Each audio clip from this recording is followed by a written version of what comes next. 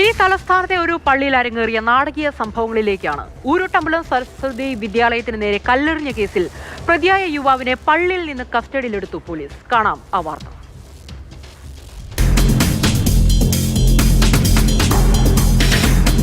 ജാതി അധിക്ഷേപവുമായി ബന്ധപ്പെട്ട് വിവാദമുയർന്ന ഊരുട്ടമ്പലം സരസ്വതി വിദ്യാലയത്തിന് നേരെ കഴിഞ്ഞ ദിവസമാണ് കല്ലേറുണ്ടായത്.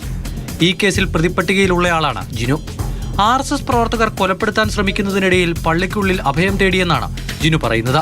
കുന്നംവിള CSI പള്ളിയുടെ ആസ്പെറ്റോസ് ഷീറ്റ് പൊളിച്ചാണ് പള്ളിക്കുള്ളിൽ കടന്നത്.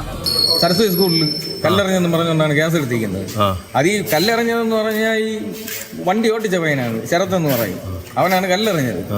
അത് മാറ്റിയിട്ട് നേരെ ഞാൻ കല്ല് പിടിച്ചു വാങ്ങിച്ച അവൻ്റെ ഒന്ന് കളയാണ് ചെയ്തത്. ഞാൻ നമ്മളെ ബന്ധുക്കളെ ചേട്ടൻ പറയാൻ വീട് താഴെയുണ്ട്, അങ്ങനെ സംസാരിച്ചുകൊണ്ട് നിന്നിട്ട് ഈ കയറി വന്നപ്പോഴാണ് ഇവ അവിടെ എന്ന് പറഞ്ഞാൽ കല്ലൊന്നും ഇല്ലാത്തത്. ഇവ അപ്പുറത്ത് ഇളയെന്നൊക്കെ ചെന്ന് കല്ലുകൾ എടുത്തു വെച്ചുകൊണ്ട് എറിയാനുള്ള പരിപാടിയായിരുന്നു. മാറാനെല്ലൂർ BJP പഞ്ചായത്ത് അംഗവും RSS പ്രവർത്തകരുമാണ് ആക്രമിക്കാൻ ശ്രമിച്ചതെന്നും സ്കൂളിന് നേരെ താൻ കല്ലെറിഞ്ഞിട്ടില്ല എന്നും യുവാവ് പറഞ്ഞു.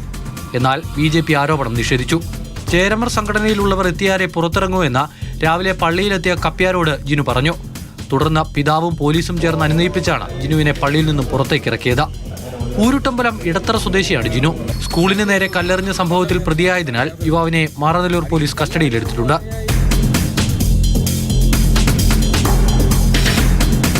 മാതൃഭൂമി ന്യൂസ്, തിരുവനന്തപുരം.